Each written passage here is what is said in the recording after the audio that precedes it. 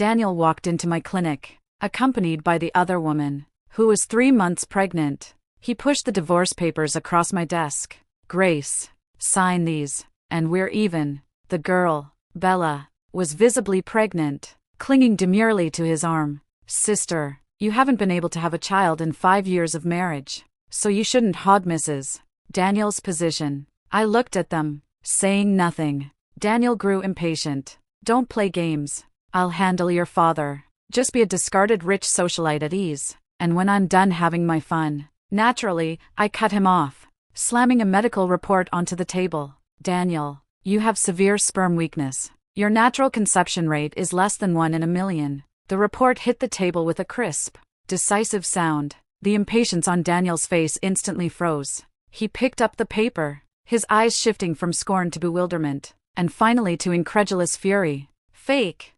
Grace, you actually fabricated something like this just to avoid divorce." He tore the report into shreds. Bella's face also paled, but she quickly recovered, shrilly exclaiming, "Exactly! Sister, how can you be so vicious? Is this what you became a doctor for? Because you can't get pregnant yourself, you're cursing Daniel too?" She clutched Daniel's arm, tears streaming down her face. "Daniel, don't believe her. She's just jealous. Jealous that I'm carrying your baby." Daniel tenderly embraced her, his gaze at me filled with repulsion and hatred. "Grace, I never thought you'd stoop so low. 5 years, and your womb has shown no activity, now is carrying my flesh and blood, and you're using such contemptible tactics to attack me?" He took a step forward, looming over my desk, looking down at me. "You're nothing but a barren hen, and you can't stand to see others have children. Let me tell you, even if I really do have a problem, this baby has to be mine. The family needs this heir." I quietly watched his furious performance, my heart completely unmoved. Over the years, I had grown accustomed to hearing such words. From the initial feeling of my heart being ripped apart to the current numbness. "The report is real," I stated the fact. "You can go to any reputable medical center for a re-examination. Sperm motility A and B grades below 15%. The diagnosis is severe sperm weakness." "Shut up!" Daniel roared, his veins throbbing on his forehead. A man's ego was more important than anything, especially in front of his beloved other woman. Admitting he was impotent was worse than death. Bella suddenly let out a cry of "oh," clutching her stomach and collapsing weakly into Daniel's arms. "Daniel, my stomach hurts. The baby, will the baby be okay?" she cried, tears streaming down her face. "It's all my fault. I shouldn't have come to provoke sister. Sister, please, direct all your anger at me. Don't hurt my child. What a perfect little saint." Daniel, of course, panicked. He scooped her up and bellowed at me. "Grace, if Bella and the baby suffer even the slightest mishap, I'll make sure you can't survive in all of Riverwood City." I leaned back in my chair, watching the despicable couple. "Gyn. Daniel, sister's medical skills are so good. She'll definitely be able to help us." She suddenly grabbed the corner of my lab coat. "Sister, I know you hate me, but back then, to be worthy of Daniel, I had a hymenoplasty. The doctor's technique wasn't good, and now I always feel uncomfortable, afraid it will affect the fetus."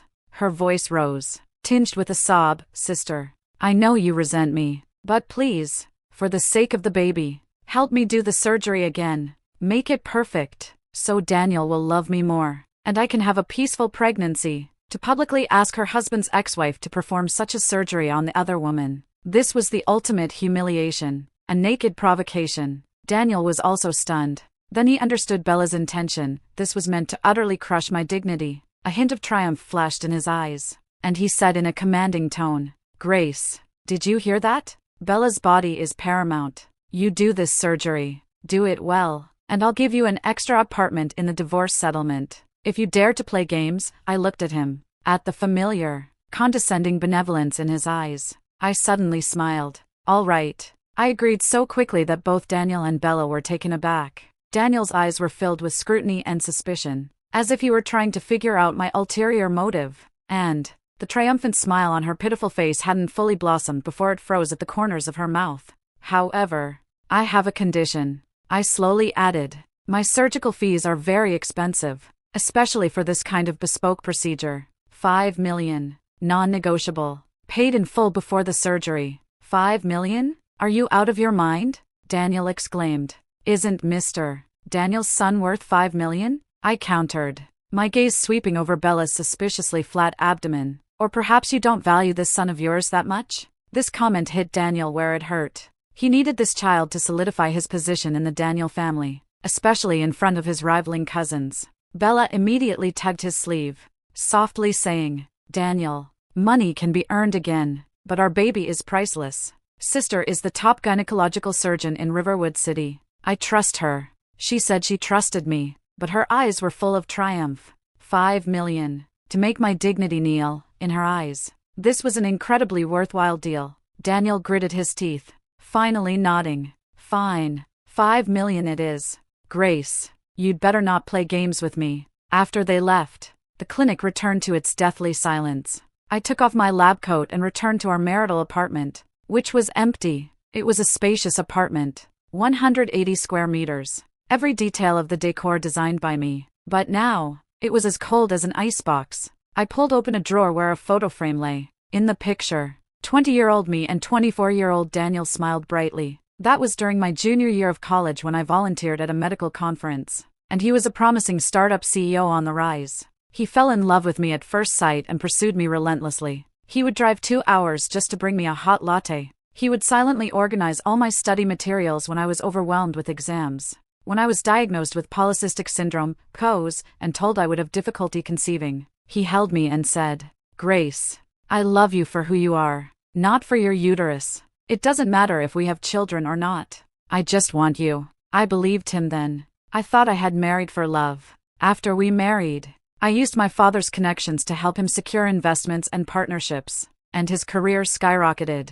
Meanwhile, I slowly exhausted all my hopes under the constant pressure to have children and condemnatory looks from his family. 5 years and still can't produce an heir. Is our Daniel family going to die out? Eleanor's harsh words still echoed in my ears. Brother, look at my classmate. Her child is already in kindergarten. And look at your wife, hugging a vital position without delivering results. Sophia's taunts never ceased, and, who initially defended me, turned to silence. And finally, impatience. Grace, can't you go see a doctor? My mom means well for us. Is there something wrong with your body? Why can't you get pregnant? He had forgotten. He had long forgotten his vows. My phone rang. It was Sarah. Grace. Aunt told me she saw Daniel parading around with a pregnant woman. Is it true? How dare that bastard? Sarah's voice was full of fury. Mom, it's nothing. I gently reassured her.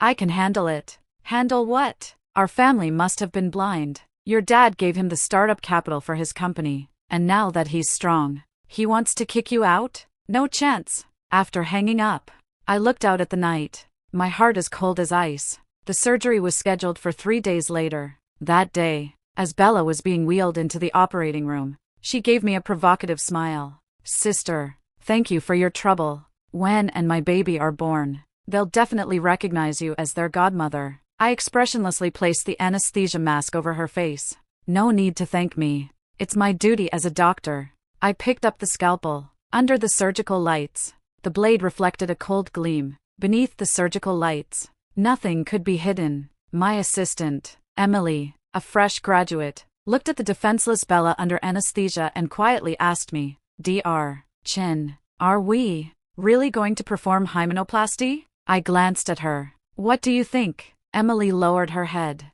I think it's too much. So, I said, putting on sterile gloves, turn on the ultrasound machine, take her blood and cervical secretion samples, and send them to the laboratory for the most comprehensive hormone levels and pathological analysis. Emily's eyes lit up. She immediately understood my intention. Yes, Dr. Chin. The cold probe moved across Bella's abdomen. On the high-definition monitor, the outline of the uterus was clearly visible. The uterine lining showed signs of thickening. But other than that, it was completely empty. No gestational sac. No fetal heartbeat. Nothing. Record. My voice was devoid of emotion. No clear gestational sac echo detected in the uterus. Emily's fingers flew across the keyboard, recording the decisive evidence. Dr. Chin. Her hormone level report is out. Another nurse handed over an expedited report. HCG levels are almost zero, but estradiol and progesterone levels are abnormally high. As if From long-term use of exogenous hormone medication, everything matched up. Using medication to simulate early pregnancy symptoms like nausea and drowsiness, then relying on a thickened uterine lining to pass for pregnant during an insufficiently professional ultrasound examination, a 3-month pregnant illusion was thus created. What a clever trick! I picked up the surgical forceps and retrieved a tiny, almost imperceptible silicone implant from her body. It was the residue from a poorly done repair surgery, and the culprit behind what she called affecting the fetus. I placed it in an evidence bag and sealed it. An hour later, the surgery successfully concluded. As I walked out of the operating room, Daniel rushed forward. "How is it? Is okay?" "The surgery was successful," I said, removing my mask, my expression calm. "Mr. Daniel can rest assured." Bella was wheeled out, still somewhat groggy from the anesthetic, but she was already eager to perform. "Daniel," she weakly extended her hand. "I feel much better. The baby is stable now too." Daniel's eyes welled up with emotion. He grabbed her hand and kissed it tenderly. He turned around, pulled a premium credit card from his wallet, and tossed it to me. "The PIN is 6/8. There's $5 million in it. Grace, we're even. Sign the divorce papers and never appear before us again." He looked at me as if I were a piece of trash to be used and discarded. I took the card, ignoring him, and walked straight to the billing desk. I swiped the card, settling all of Bella's surgery expenses, including my expensive surgical fee. The remaining money, I had the finance department transfer to my private account. When I returned with the billing statement, Daniel and Bella were already preparing to leave. "Daniel," I called out to him. He turned back, looking annoyed. I handed him the billing statement. "Here's the itemized bill. Remember to have your people handle the discharge procedures." He didn't even glance at it, and with Bella in his arm, he started to leave. My phone vibrated. It was a text message from an unknown number. "Dr. Chin, this is Ethan. Is it convenient to meet? Regarding, I think we share a common interest. Ethan, Daniel's biggest business rival, and my senior from medical school." I deleted the message and looked up at Daniel's retreating back. My phone vibrated again. Ethan had sent a photo. In the picture, Bella was intimately chatting with another man in a secluded cafe. I knew that man. It was Daniel's cousin, Kevin, the cousin who also coveted the Daniel family fortune and had always been suppressed by Daniel. The moment I saw the photo, all the pieces clicked into place. Mr. William, Daniel's grandfather and the patriarch of the Daniel, was traditional and always considered lineage paramount for succession. Daniel's childlessness for years had made his position precarious, and, apparently, intended to use Bella as a pawn, employing a fake grandson to gain Daniel's trust. Once secured the succession, Kevin would then pull the rug out from under him, killing 2 birds with 1 stone. What a vicious scheme. I sent Ethan a reply. Time, place. We met at a private lounge. Ethan was more composed than he had been in his student days, dressed in a well-tailored suit, with the shrewdness of a businessman in his eyes. "Dr. Chin, or should I call you Grace? My junior?" He poured me a cup of tea, his smile gentle. "Just call me Grace," I said, getting straight to the point. "What do you want?" "What I want is similar to Kevin, yet different." Ethan's fingertips lightly rubbed the rim of his teacup.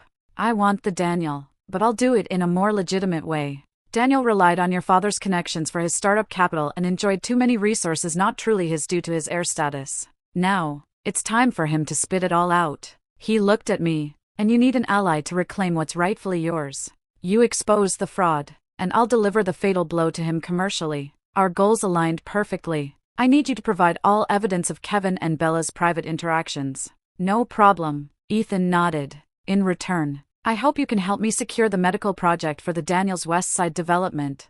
Deal." The following days passed with unusual calm for me. Daniel, however, tormented me in various ways. First, he froze all my credit cards, then sent people to my parents' place, ostensibly to visit, but actually to harass them. "In-laws, you should also persuade Grace. She's getting on in years. She shouldn't be so stubborn. Women, you know, not having children is the ultimate sin. R is willing to give her a sum of money to live comfortably for the rest of her life, which is already very generous." My father was so furious he threw them out on the spot. Soon after, my phone started receiving various boastful photos. One day, he was shopping for baby supplies with Bella. The next, he was stroking Bella's belly, his face full of happiness. He even added captions, "Grace, do you see this? This is what a family looks like. Everything you couldn't give me, Bella can. A barren woman who can't even satisfy a man. What right does she have to cling to Mrs.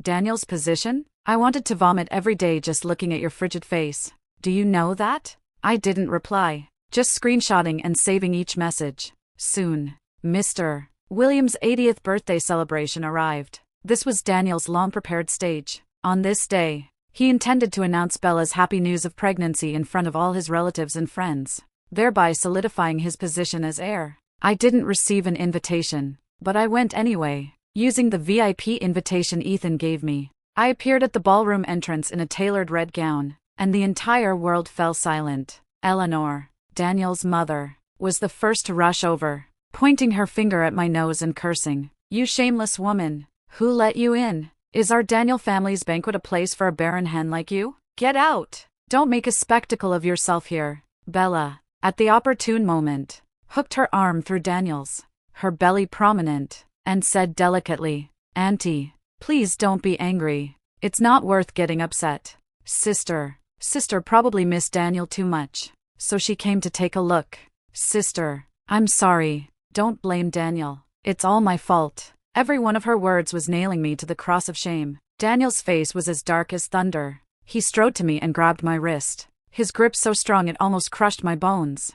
His voice, squeezed through gritted teeth, was full of threats and humiliation. "Grace, I'm giving you one last chance. Now, kneel, apologize to Bella, and admit that you were jealous and forged my medical report." He dragged me, trying to force me onto the gleaming marble floor, under the gaze of hundreds of guests. "Otherwise, I'll make you crawl out of here today." Sharp pain shot through my wrist, but I stood ramrod straight. I stared coldly at Daniel, at his face distorted by rage. "Kneel?" I repeated his words, my voice rising slightly at the end with a hint of mockery. "Daniel, do you even deserve that?" I forcefully yanked my hand away from his grip. My heels clicked sharply on the floor with each step as I walked toward the stage in the center of the ballroom. There, a giant LED screen was playing a video clip eulogizing Mr. William's achievements. "What are you doing? Stop her!" Daniel roared behind me. Several security guards surrounded me, but Ethan, who had appeared beside me at some point,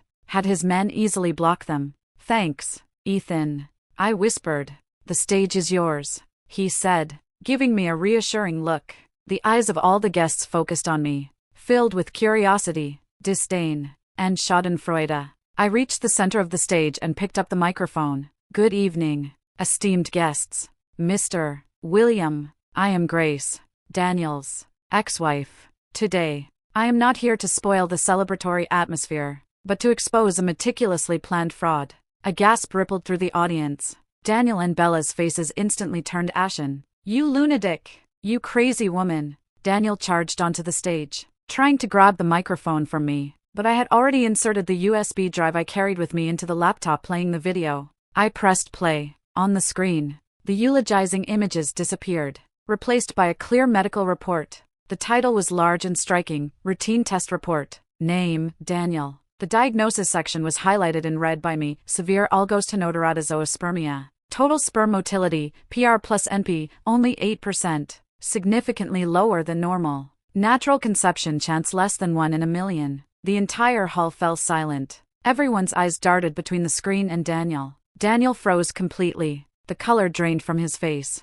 "No, this isn't real," he muttered. Bella shrieked. "It's photoshopped. She photoshopped it." "Daniel, don't believe her." I ignored their desperate struggles and opened the next file. On the screen, the image switched to a video clip. It was the ultrasound footage I recorded in the operating room. My voice, calm and professional, echoed through the microphone, filling the entire ballroom. "Patient, Bella. Ultrasound examination shows normal uterine cavity morphology. Endometrial thickness 1.2 centimeters. No clear gestational sac or fetal heartbeat detected in the uterus. Imaging diagnosis, early pregnancy excluded." I paused, then delivered the final blow. In layman's terms, it means fake pregnancy. The 3 words "fake pregnancy" detonated like a bombshell in the ballroom. Bella's shrieks turned hysterical. "No, it's not. She's framing me. Daniel, quickly tell everyone our baby is real." Daniel stared blankly at the screen,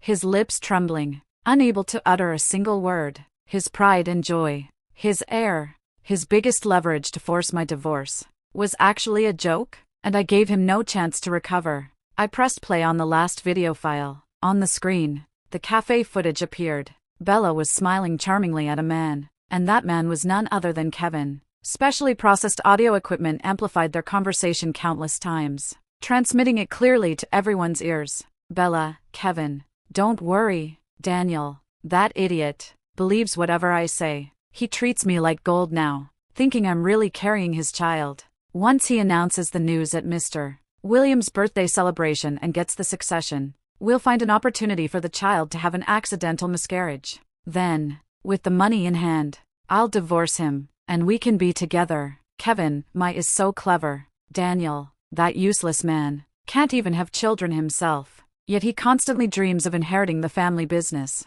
This time, we'll make him fall hard. Bella, he deserved it. Why did he have to marry that woman, Grace, and make us separate? Now, I want him to experience what it's like to lose everything. The truth was laid bare. This was a conspiracy, colluding with outsiders, targeting the family succession. Mr. William trembled with rage, his cane thudding heavily against the floor. He pointed at Daniel on the stage, his lips purple. You idiot, disobedient son. Daniel finally snapped out of his shock. He didn't look at his furious grandfather, nor at a panicked Kevin. Instead, he abruptly spun around, his bloodshot eyes fixed on Bella. That gaze no longer held any affection, only the surging hatred of being fooled and betrayed. You lied to me? He took a step toward Bella, his voice hoarse like a demon from hell. No, Daniel, let me explain. They forced me. Grace and Kevin conspired to frame me. Bella recoiled in terror,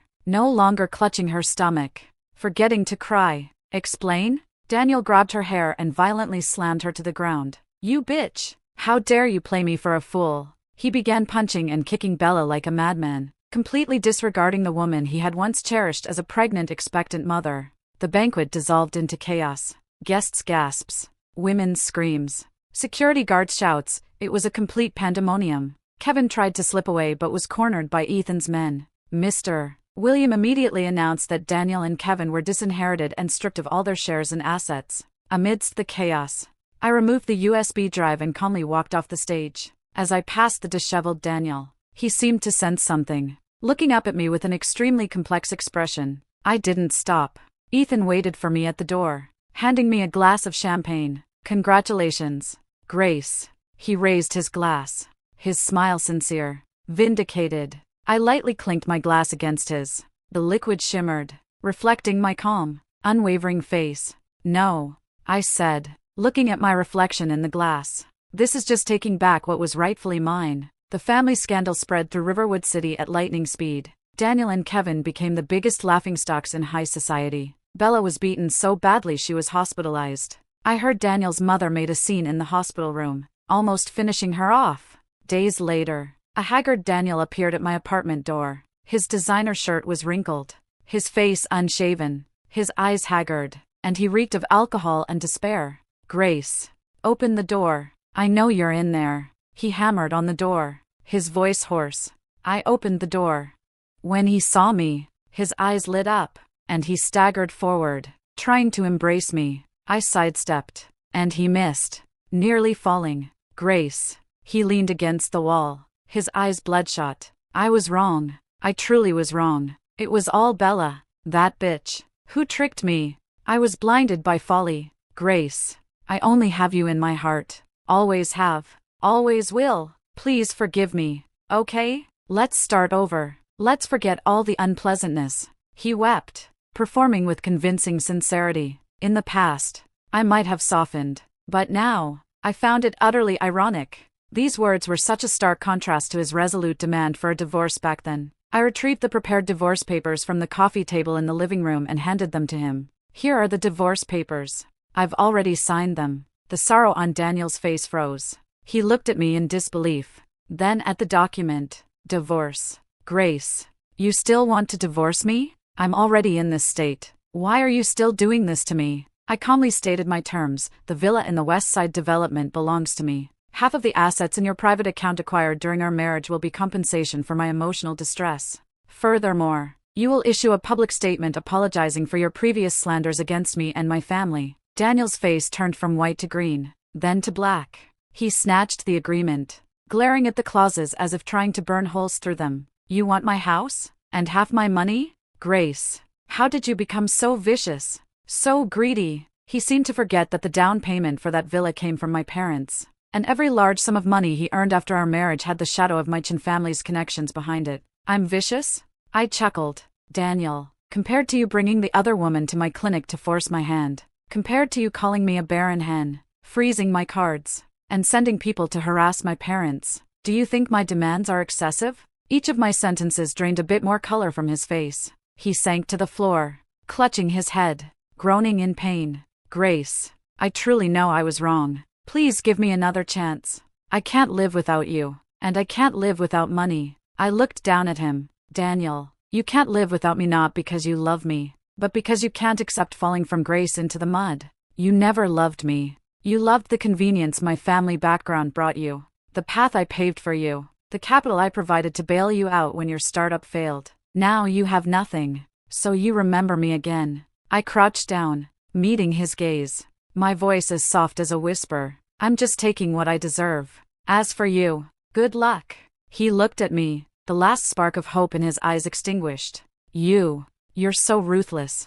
I stood up, no longer looking at him. "Once the agreement is signed, have your lawyer contact mine." I closed the door, completely isolating his world from mine. The divorce proceedings went unusually smoothly, without the Daniel family as his backing, and facing Ethan's full-scale commercial offensive. Daniel was overwhelmed and had no energy to quarrel with me. He sold his sports car and several properties to scrape together the compensation money for me. The first thing I did after receiving the money was resign from my previous hospital. Then, using that money, combined with Ethan's investment, I opened my own boutique private OB. I poured all my energy into my career. With excellent skills and a stellar reputation, the clinic quickly became successful and gained renown. Ethan often visited, sometimes to discuss collaborations, other times, just using the excuse of passing by to bring a bouquet of roses or an afternoon tea. He never crossed the line, yet he was a gentle and steady presence in my new life. I thought my entanglement with Daniel would finally end with that divorce certificate. Until that night, I left the clinic after working late and saw a figure leaning against my car. It was Daniel. He looked even more down and out after a few months, dressed in a cheap jacket, his hair greasy, the sparkle in his eyes completely gone, replaced by a look of utter despair. "Grace." He saw me and managed a smile uglier than a cry. I ignored him and went straight to unlock my car. He stopped me. "Grace, let's talk." "There's nothing to talk about. Just a few minutes." He was practically begging. "I saw your clinic. It's doing so well. You're doing better without me." His words carried a thick layer of self-mockery and bitterness. "Yes," I admitted. "My world is much quieter without you." My bluntness stung him, and his face paled. He took a deep breath, as if summoning immense courage. "Grace, I've been undergoing treatment recently. The doctor said my situation, though difficult, isn't entirely hopeless. With third-generation IVF, there's still a chance." He stared intently at me, a morbid longing rekindling in his eyes. "We can try again, Grace. We can have our own child, a baby that's completely ours. We can build a real family." I looked at him, finding it absurd and ridiculous. He actually still thought he could use children, the very weapon that had hurt me most deeply, to win me back.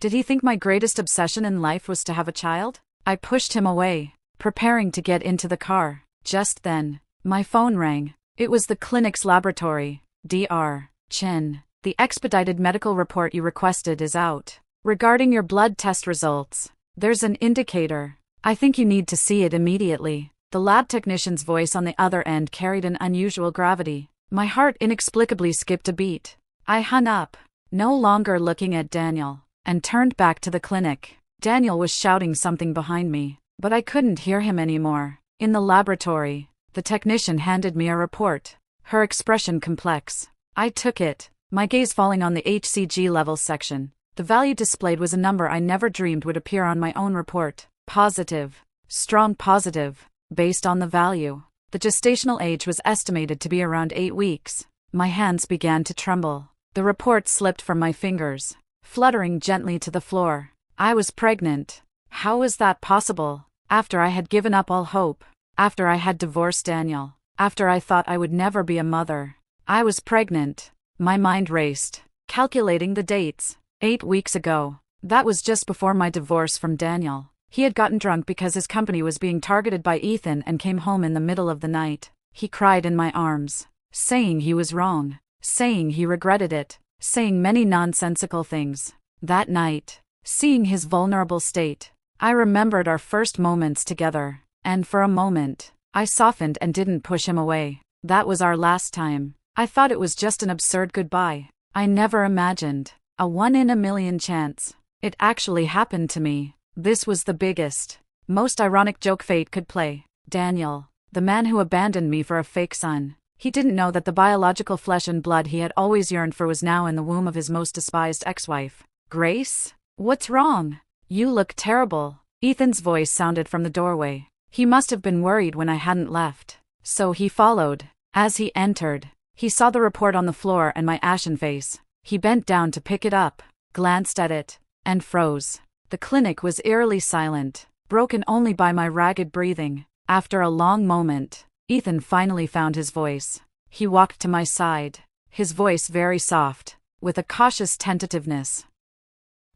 What are you going to do? What was I going to do? I looked at the stinging positive on the report, Bella's triumphant face flashing through my mind, then Eleanor's harsh sneer, and finally Daniel's cold eyes when he threw the divorce papers at me. Slowly, I began to smile. My phone vibrated again. It was Daniel, calling tirelessly. He was still waiting for me outside. He was still clinging to the fantasy that a vague IVF baby could win me back. I answered the phone, listening to his desperate pleas on the other end. Grace, don't ignore me. Please, give me another chance. I'll do anything. I can't lose you. I took a deep breath, looking at his pathetic yet detestable figure outside the window, then at the report in my hand that would seal his ultimate fate. My voice was perfectly calm, without a ripple of emotion. Daniel, where are you? Don't move. I'm bringing someone to meet you. We met at a cafe near the clinic. Daniel had clearly misunderstood my intentions. The moment he saw me, he rushed over, clutching a bouquet of tacky roses he'd obviously bought in a hurry from somewhere. Grace, I knew it. I knew you still cared about me. The flame of hope rekindled in his eyes, burning with astonishing intensity. I didn't take his flowers. Walking straight to a window seat and sitting down, Ethan arrived shortly after, naturally taking the seat beside me. The smile on Daniel's face froze instantly. He looked at Ethan, then at me, his eyes filled with wariness and hostility. What's he doing here? We're discussing something important, so of course Ethan needs to be present, I said calmly. I pushed the thin yet incredibly heavy pregnancy test report across the table to Daniel. He picked it up, puzzled, his gaze moving across the paper, from confusion to shock, then to pure elation. Pregnant. Grace, you're pregnant? His voice trembled with excitement as he grabbed my hand. It's mine, isn't it? It's our baby. I knew it. I knew we would have a baby. He was ecstatic, tears streaming down his face, as if he'd suddenly gained the entire world. This is wonderful. Grace, let's get remarried. Right away. I want to give our baby a complete family. I want everyone to know that Daniel, have an heir. He rambled incoherently, planning their future, completely lost in his own euphoria. I forcefully pulled my hand away. Daniel, I think you've misunderstood something. My coldness made him freeze. At that moment, Ethan spoke, his voice quiet but every word clear. Grace is pregnant, but this child has nothing to do with you. It was as if Daniel had a bucket of cold water thrown over him. He whipped his head towards Ethan, then turned to me. What do you mean by this? This is my baby, my bloodline. How can you say it has nothing to do with me? How? I looked at him and smiled, but the smile didn't reach my eyes. Because you abandoned me without hesitation for a fake son. What you wanted was a tool to help you inherit the family fortune, not a child. Now that you have nothing, you want to use my baby as a bargaining chip to turn things around? His face flushed then paled, all his true intentions exposed by me. No, that's not it. Grace, I love this baby, and I love you. He started to stammer incoherently, clinging to the word love. Ethan pushed another document in front of him, a legal notice.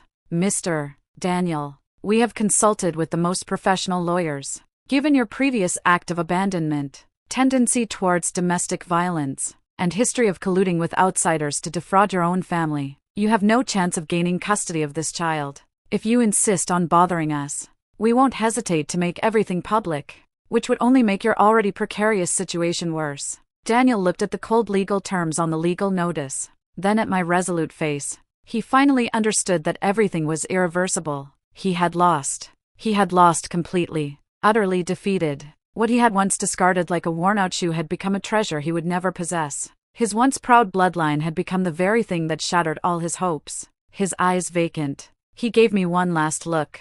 Then, despondent, he stood up and stumbled away. Outside, the sun shone brightly. Ethan took my hand, his palm warm and firm. It's all over now. I looked at him and nodded. Yes, it's all over. This baby was not a tool for my revenge, but the beginning of my new life. He would only know my love, growing up safely in a clean, warm environment, free from schemes and harm. Thank you for watching this video. If you have any thoughts about this story, feel free to share them in the comments section. Here is Roses and Love, sharing stories about marriage and women every day. See you tomorrow.